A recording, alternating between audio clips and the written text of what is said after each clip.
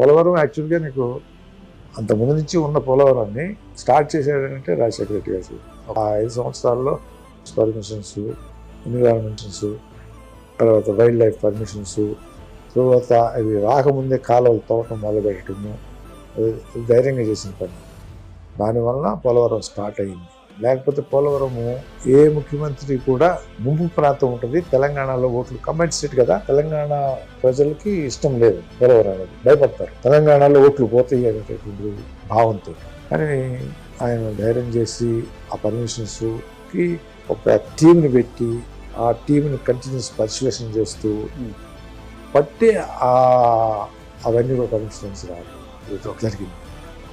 Because of him.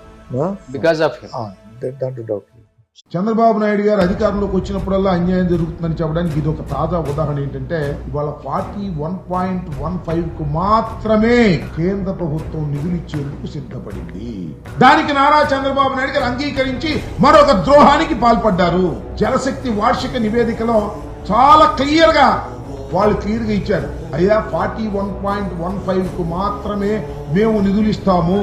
ఆ నిధులు కూడా 12,157.53 కోట్లు ఇచ్చి మేము తప్పుకుంటున్నాము అని చెప్పి 45.72కి మీరు నిలపాలి అంటే ఇంకా సుమారుగా 25,000 కోట్ల రూపాయలు కావాలి. దానికి మాత్రం మేము ఇవ్వమని చెప్పేశారు, చేతులు ఎత్తేశారు. చంద్రబాబు నాయుడు గారు అంగీకరించారు. మేము మీ మీద రాజకీయంగా విమర్శ చేస్తాం అనుకుంటాం. ఈనాడు ఎట్టాగు రాయదు, ఆంధ్రజ్యోతులు ఎట్టాగు రాయరు, రాయకపోతే రాకపోయారు. నేను అడిగిన ప్రశ్నకు సమాధానం చెప్పే విధంగానే రాయండి. చంద్రబాబు నాయుడు గారు ఎట్టాకు సమాధానం చెప్పడం, మా రామానాయుడు గారు ఎట్టాకు సమాధానం చెప్పడం. నేను మనవి చేస్తున్నా, నేను చెప్పింది తప్పు అని రాయమంటున్నా. ఈనాడు ఆంధ్రజ్యోతి నేను చెప్పింది తప్పు అని రామానాయుడు వచ్చి చెప్పమంటున్నా.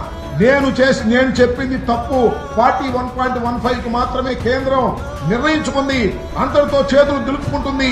దానికి చంద్రబాబు నాయుడు గారు అంగీకరించారు అనే విషయం తప్పని చెప్పండి, సంతోషపడతాను.